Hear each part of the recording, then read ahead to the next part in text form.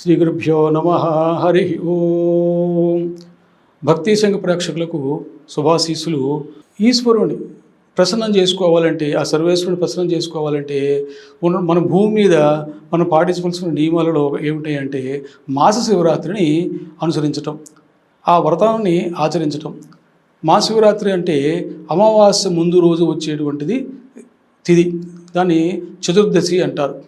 అమావాస్య ముందు రోజున ఈ మహాశివరాత్రి అనేటువంటిది జరుపుకుంటాం. అది శాస్త్ర ప్రమాణం కూడా. ఎందుకు జరుపుకోవాలండి? అమావాస్య ముందు రోజునే ఏమిటండి ఇది, పూర్ణిమ ముందు రోజు చేసుకోకూడదా, ఎందుకు చేసుకోకూడదు అని అంటే దానికి ఒక శివపురాణంలో లింగ పురాణంలో కూడా కొన్ని నియమాలు చెప్పారు. అందులో ప్రామాణికాలు ఉన్నాయి. వాటిల్లో ఏమనంటే మనకి సుబ్రహ్మణ్యేశ్వర స్వామి గణాధిపత్యం జరుగుతున్న సమయం, వాళ్ళిద్దరి మధ్యన వినాయకుడికిను మన సుబ్రహ్మణ్య స్వామికి మధ్య జరుగుతున్నటువంటి సంవాదం అప్పుడు వినాయకుడు గెలుస్తారు కదా, గణపతి మహాగణపతి గెలుస్తారు కదా. ఆ తల్లిదండ్రుల చుట్టూతో ఆయన ప్రదక్షిణం చేసి అక్కడే ఉండటం వలన ఆయన ముల్లోకాలను అన్ని నదులను స్నానం చేసి వచ్చిన ఫలితం ఆయనకు వచ్చేసేసి ఆయన గణాధిపత్యం ఇచ్చేస్తారు కదా. కుమారస్వామి తన నెమల వాహనం మీద మొత్తం భూమండలం అంతా అన్ని తిరిగి వచ్చేటప్పటికి తనకన్నా ముందే స్వామివారు గణపతి ఆయన అక్కడ ఉంటారు కదా, తద్వారా ఆయనకు వచ్చింది కదా. అప్పుడు ఆయనకు కోపం వచ్చి కుమారస్వామి ఏం చేశారు, అక్కడి నుంచి కైలాసం నుంచి మనకి భూమి మీదకి వచ్చేసేసి మనకు ఉన్నటువంటి తమిళనాడు వైపున ఆయన అక్కడే స్థిరంగా ఉన్నారు అని చెప్పి మనకి పురాణాలు చెబుతున్నాయి. కుమారస్వామి వారిని చూసుకోవడానికి అమ్మవారు పార్వతీ అమ్మవారు పౌర్ణమి రోజున మన శ్రీశైలం ఉంది కదమ్మా, ఆ శ్రీశైలం దగ్గర ఆ క్షేత్రం దగ్గరకు వచ్చి అక్కడి నుంచి తన కొడుకైనటువంటి కుమారస్వామి వారిని చూస్తారట. అలాగే అమావాస్య ముందు మహాశివరాత్రి అప్పుడు కూడా సర్వేశ్వరుడు కైలాసం నుంచి వచ్చి ఆ శ్రీశైలం ఆ క్షేత్రం దగ్గర నుంచి కుమారస్వామి వారిని చూస్తారు అని చెప్పి ఒక ప్రామాణికం ఆ పురాణంలో ఉన్నది. కాబట్టి వారు ఏ రోజైతే భూమి మీదకి వస్తారో, భూమి మీదకి వచ్చినప్పుడు వారు ప్రత్యక్షంగా చూస్తున్న సమయంలో కనుక ఎవరైతే ఈ నియమాలు వ్రతాలు ఆచరిస్తారో వారికి తక్షణమే ఫలితం ఇచ్చేటువంటి విధంగా ఇవన్నీ కూడా రూపొందించబడినాయి.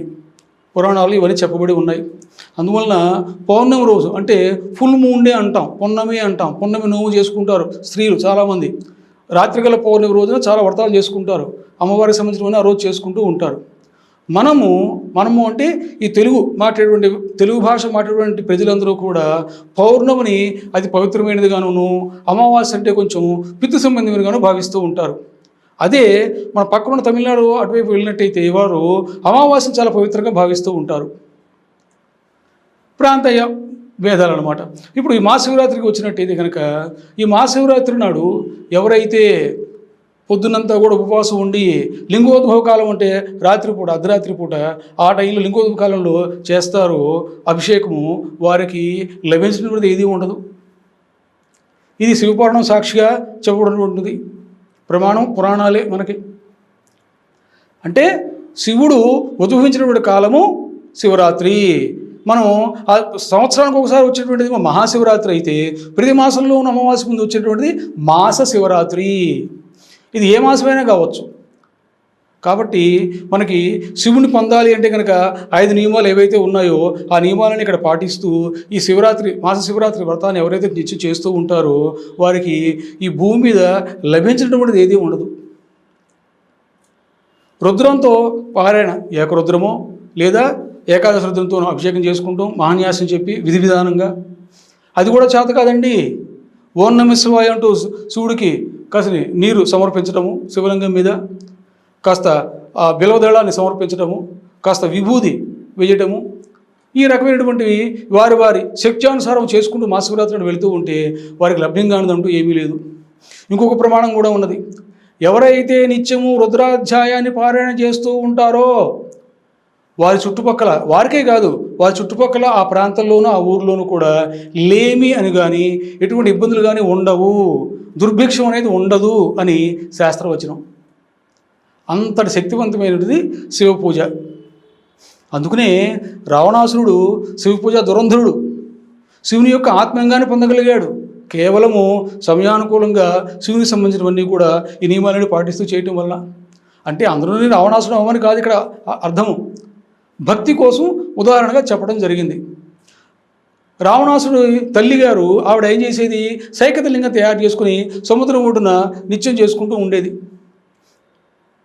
అయ్యా మా ఇంట్లో మేము శివలింగం పెట్టుకోలేమండి, శివలింగం పెట్టుకుంటే రోజు నిత్యం చేస్తూ ఉండాలి కదా, మరి ఎలా చేయగలుగుతాము, గుడికి వెళ్ళాలా, అంత ఖర్చు మేము పెట్టుకోలేము, గుడికి వెళ్ళలేము, మాకు చాలా దూరం ఉండి ఏం చేయాలండి అన్నారు అనుకో, మీరు ఇంట్లో మీరు శివలింగాలు పెట్టుకోవాల్సిన అవసరమే లేదు. అంత పుట్టమట్టి తీసుకోండి, వల్మీకము అంటారు సంస్కృతంలో. వల్మీకము అంటే పుట్టమన్ను. ఆ పుట్టమన్ను బయట దుకాణాల్లో దొరుకుతున్నాయి. పుట్టమట్టి తీసుకుని మీ అంగుష్టి మాత్రం చిన్నది ఒక శివలింగం చేసుకోండి, అది ఇంట్లో పెట్టుకుని దానికి అభిషేకం చేసుకోండి, మీకు చేతనైన విధంగా చేసుకోండి. మహాశివరాత్రి రోజున ఎలా చేయగలిగితే అలా చేసుకోండి, మీకు వచ్చినంత వరకే చెప్పుకోండి, చెయ్యండి. తీసిన రోజు దాన్ని తీసుకుని వెళ్ళి మళ్ళీ దాన్ని ఏం చేయాలండి, అదొక పెద్ద బ్రహ్మాండం మొదలయ్యేటువంటి ప్రశ్నలాగా అందరికీ కూడా చాలా అనుమానాలు ఉంటాయి. దాన్ని తీసుకెళ్ళి మీకు దగ్గరలో ఏదైనా నది ఉంటే నిమజ్జనం చేయండి. లేని పక్షంలో మీ ఇంట్లో ఉన్న తులసి మొక్కలో దాన్ని పెట్టండి.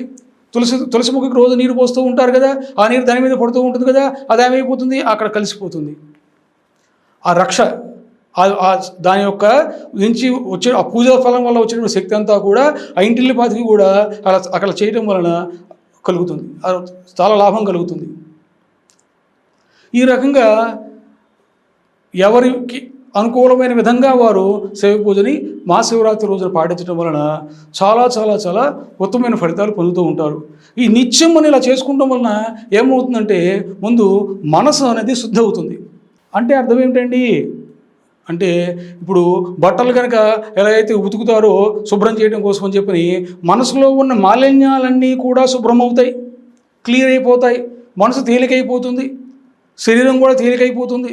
ఎప్పుడైతే ఈ రుద్రాధ్యాయం మొత్తం వింటారో, శివ పూజలో పాల్గొంటారో, శివాభిషేకంలో పాల్గొంటారో వారికి ఈ భూమి మీద లభించినటువంటిది ఏది ఉండదు. సర్వే జనా సుఖినో భవంతు. స్వస్తి.